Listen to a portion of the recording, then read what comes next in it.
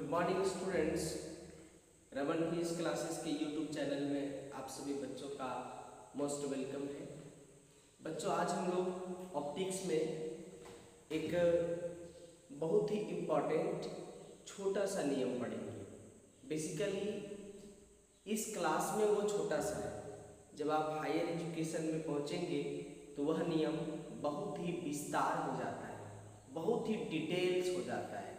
लेकिन अभी हम लोगों को उसको संक्षेप में पढ़ना है और उससे रिलेटेड कॉन्सेप्ट को सीखना है, तैयार करना है, डेवलप करना है। नाम है उसका कॉची प्रिंसिपल। कॉची प्रिंसिपल मैंने हेडिंग दिया है कॉची प्रिंसिपल। कॉची प्रिंसिपल क्या होता है तो मैंने नोट्स में आपको लिख के दे चुका हूं। कॉची प्रिंसिपल कहता है किसी मीडियम का रिफ्रैक्टिव इंडेक्स जो होता है वो लाइट के वेवलेंथ के स्क्वायर के इनवर्सली प्रोपोर्शनल होता है। मीडियम का रिफ्रैक्टिव इंडेक्स लाइट के वेवलेंथ के स्क्वायर के इनवर्सली प्रोपोर्शनल होता है। मतलब वेवलेंथ अधिक होगा तो रिफ्रैक्टिव इंडेक्स कम होगा, वेवलेंथ कम होगा तो रिफ्रैक्टिव इंडेक्स ज्यादा होगा। इनवर्सली प्रोपोर्शनल का संबंध। अब इसको हम लोग जब सीख लिए, इसका स्टेटमेंट नोट्स में लिखा हुआ है, मैंने अभी सिर्फ बातों को समझाया। जब आप इसको जान गए तो इससे संबंधित बहुत सारा कॉन्सेप्ट आप तैयार कर सकते हैं। इसलिए मैंने हेडिंग दे दिया कॉन्सेप्ट्स। कॉन्सेप्ट्स में पहला कॉन्सेप्ट आपको सिखाएंगे जो आप 10th क्लास में सीखे भी होंगे, व्हाइट लाइट। हिंदी में इसको श्वेत प्रकाश कहते हैं। व्हाइट लाइट क्या है? It is the combination of 7 colours. ये 7 रंगों का समूह, ग्रुप ऑफ 7 कलर्स। कौन कौन 7 रंग? Violet, indigo, blue, green, yellow, orange, red. ये 7 रंगों का जो समूह होता है उसको हम व्हाइट लाइट कहते हैं। जब कभी व्हाइट लाइट ये टूटेगा, मतलब ये ग्रुप जब टूटेगा तो 7 रंग मिलेगा। फिर ये 7 रंग जब जुटेगा तो व्हाइट लाइट मिलेगा। मीन्स जैसे 7 आदमी का एक संगठन बन सकता है, उसी तरह से 7 रंगों का एक संगठन है जिसको हम लोग व्हाइट लाइट कहते हैं। इस 7 रंग में आप जानते होंगे कि जो वेवलेंथ होता है वो सबसे अधिक रेड का होता है। लाल रंग का तरंग दैर्घ्य सबसे अधिक होता है।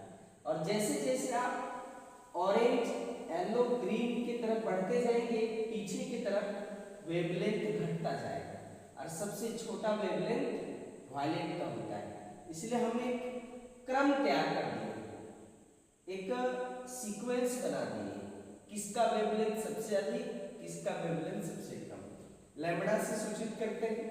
लैम्बडा आर मतलब वेवलेंथ ऑफ रेड कलर, सबसे अधिक, उससे छोटा वेवलेंथ ऑरेंज का, उससे छोटा येलो का, उससे छोटा ग्रीन का, और सबसे छोटा वेवलेंथ किसका? वायलेट कलर का। ये हम ग्रेटर साइन देकर के उसको दिखा दिए। कभी कभी ऑब्जेक्टिव पूछ बैठता है कि इनमें से 4 को ऑप्शन दे देगा किसका वेवलेंथ अधिक है, तो आपको रटना नहीं है, इस क्रम को याद रखिएगा।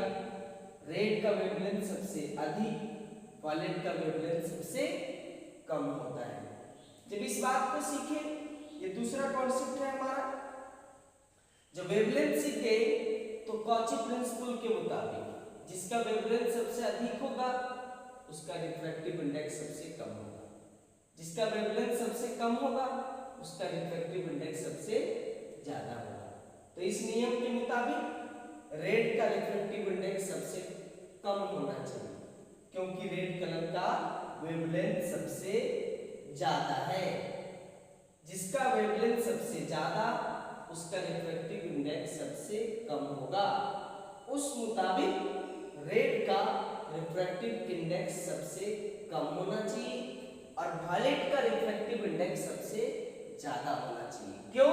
क्योंकि वायलेट का वेवलेंथ सबसे छोटा है और वेवलेंथ और रिफ्रैक्टिव इंडेक्स एक दूसरे का उल्टा संबंध रखता है, इनवर्सली प्रोपोर्शनल होता है। मैंने इस बात को भी लिखा है, mu inversely proportional to lambda square, और एक क्रम रिफ्रैक्टिव इंडेक्स का भी बना है। वॉयलेट का रिफ्रैक्टिव इंडेक्स सबसे ज्यादा, रेड का रिफ्रैक्टिव इंडेक्स सबसे कम होता है। अब इसके बाद हमारा तीसरा कॉन्सेप्ट कंप्लीट होता है, चौथा का कॉन्सेप्ट पर चलते हैं। चौथा कॉन्सेप्ट कहता है कि हम लोग पढ़े थे एंगल ऑफ डेविएशन, विचलन कोण रिफ्रैक्टिव इंडेक्स के डायरेक्टली प्रोपोर्शनल होता है। जिसका रिफ्रैक्टिव इंडेक्स सबसे अधिक होगा उसका डेविएशन भी सबसे अधिक होगा। उस मुताबिक देखें तो सबसे बड़ा रिफ्रैक्टिव इंडेक्स किसका है, वॉयलेट कलर का, तो सबसे ज्यादा डेविएशन किसका होगा, वॉयलेट का होगा। सबसे छोटा रिफ्रैक्टिव इंडेक्स किसका है, रेड कलर का, तो सबसे छोटा डेविएशन किसका होगा, रेड कलर का होगा। तो हमने एक सीक्वेंस एंगल ऑफ डेविएशन का निकाला जिसको डेल्टा कहते हैं। डेल्टा वॉयलेट सबसे बड़ा और डेल्टा रेड सबसे छोटा। इस कॉन्सेप्ट को जो अभी आप सीख रहे हैं ऑब्जेक्टिव के लिए इंपॉर्टेंट तो है ही, साथ ही साथ आगे के टॉपिक्स में भी इस्तेमाल होगा। रेड कलर सबसे कम डेविएट करता है जबकि वॉयलेट कलर सबसे ज्यादा डेविएट करता है। मींस जब कभी ये सातों रंग एक साथ किसी मीडियम से पास करेगा तो सातों का विचलन कोण बराबर नहीं होगा, सबका अलग अलग होगा। अगर वॉयलेट कलर का डेविएशन एंगल 60 डिग्री है तो हो सकता है रेड कलर का डेविएशन एंगल 35 डिग्री होगा। इस प्रकार की बातें होंगी, सब अलग अलग एंगल से विचलित होता है। ये उसका क्रम तैयार करके आपको हम बता देंगे। अब इसी से रिलेटेड हमारा जो नेक्स्ट टॉपिक है उसको हम दिखाते हैं। हाँ तो बच्चों, एक बहुत ही इंपॉर्टेंट टॉपिक है जिसको हम लोग कहते हैं डिस्पर्सन ऑफ लाइट, प्रकाश का विक्षेपन। हिंदी में प्रकाश का विक्षेपन कहते हैं, इंग्लिश में डिस्पर्सन ऑफ लाइट के नाम से जानते हैं। एग्जाम में कई बार पूछ चुका है, डिफिनेशन लिखने के लिए पूछता है और उसका चित्र बनाने के लिए पूछता है। तो आप डिफिनेशन लिखेंगे, उसके नीचे में उसका डायग्राम छापेंगे। कहता है dispersion of light the phenomenon of splitting, splitting मतलब टूटना होता है, ऑफ व्हाइट लाइट श्वेत प्रकाश इनटू 7 कॉन्स्टिट्यूएंट कलर्स। कॉन्स्टिट्यूएंट मतलब अवयव होता है, जिस चीज से कोई चीज बनता है उसको कॉन्स्टिट्यूएंट कहते हैं। Vibgyo when it passes through a prism is called dispersion of light। Hindi क्या हो कि जब कोई व्हाइट लाइट श्वेत प्रकाश किसी प्रिज्म से होकर पास करता है तो वह 7 रंगों में विभाजित हो जाता है, बट जाता है, टूट जाता है, जिसको स्प्लिटिंग कहते हैं। ये टूटने की जो घटना है उसको डिस्पर्सन ऑफ लाइट कहते हैं। मींस जो संगठन था, जो ग्रुप था, वो जब किसी प्रिज्म से पास किया तो ग्रुप नहीं टिका, ग्रुप के सभी सदस्य एक दूसरे से अलग अलग हो गए, और अलग होने का जो घटना है उसको हम डिस्पर्सन ऑफ लाइट कहते हैं। जैसे ये प्रिज्म था, व्हाइट लाइट गया, यहीं से 7 रंगों में विभाजित हो गया और वो 7 रंग प्रिज्म के बाहर निकला और ये सतरंगी पट्टी प्राप्त हुआ। एक बैंड मिलता है, एक बैंड मिलता है जिसमें 7 रंग दिखाई पड़ता है, और ये 7 रंगों का जो पट्टी है उसको स्पेक्ट्रम कहते हैं। और ये टूटने की जो घटना है उसको हम डिस्पर्सन ऑफ लाइट कहते हैं। ये अगर परीक्षा में पूछता है कि what is dispersion of light, तो आप डिफिनेशन लिखिएगा और चित्र बनाइएगा। अगर इसी में कुछ कुछ चीजें और पूछता है तो और बताएंगे, जैसे एक सवाल और पूछ सकता है, डिस्पर्सन का कारण क्या है, बातों को ध्यान से समझेंगे।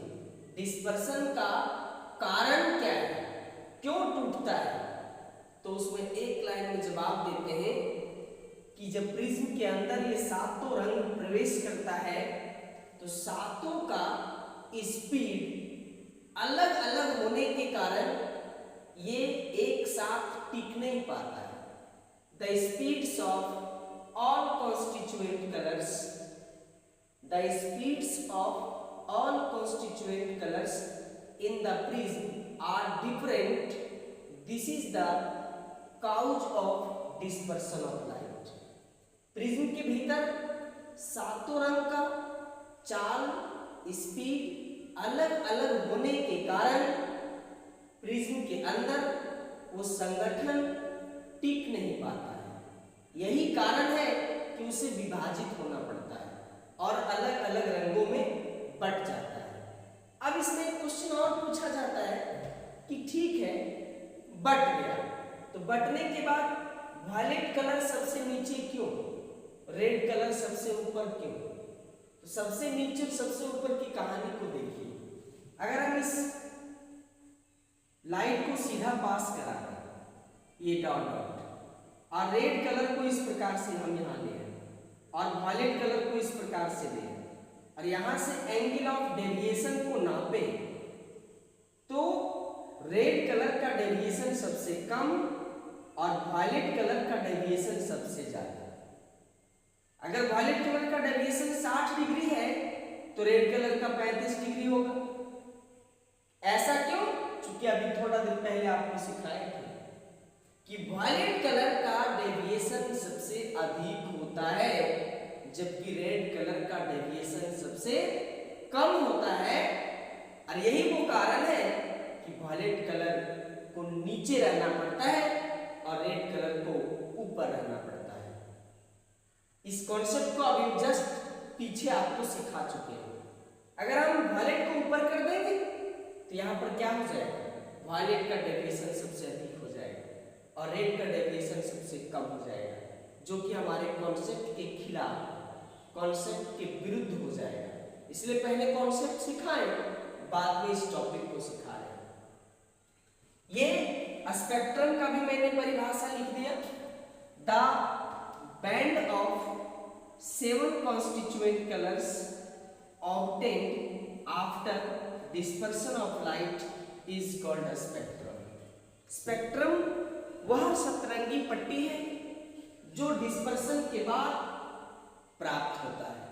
व्हाइट कलर जब किसी प्रिज्म से पास करता है और 7 रंगों में विभाजित होता है तो मुझे जो सतरंगी पट्टी प्राप्त होता है, इस सतरंगी पट्टी को हम स्पेक्ट्रम कहते हैं।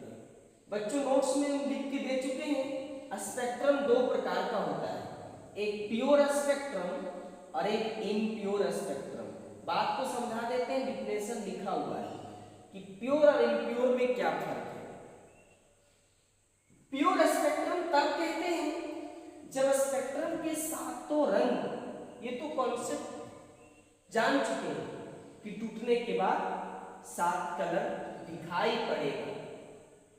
अगर वो 7 कलर अलग अलग दिखे, अलग अलग दिखाई पड़े, तब उसको कहते हैं प्योर स्पेक्ट्रम। कभी कभी ऐसा होता है कि वो 7 रंग एक दूसरे से इतना सटा हुआ होता है, इतना क्लोज होता है कि थ्योरी तो कहता है कि 7 रंग है, लेकिन प्रैक्टिकली जब गिनती करने जाते हैं तो 7 रंग अलग अलग नहीं दिखाई पड़ता है।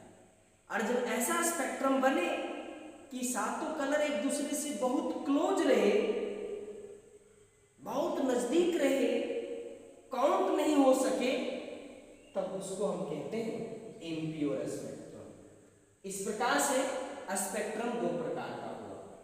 इससे संबंधित और भी बहुत सारी चीजें हैं जिसको हम नेक्स्ट वीडियो में आपको बताएंगे। इतनी सारी चीजों को आप कॉपी कर लेंगे और इसको रिमेंबर करेंगे, लिखने का प्रैक्टिस करेंगे। आप ऑफलाइन में पढ़ेंगे तो भी हम इसी चीज को पढ़ाएंगे, ऑनलाइन में सुन के पढ़ेंगे तो भी हम इसी चीज को पढ़ाएंगे। इसलिए मेरा आपसे खास रिक्वेस्ट है, अभी आपको उत्तेजित नहीं होना है और इत्मीनान से वीडियो को देखिए, नोट्स को लिखिए। आपकी समुचित पढ़ाई को हम इस माध्यम से भी आप तक पहुंचाने का भरपूर कोशिश कर रहा हूं।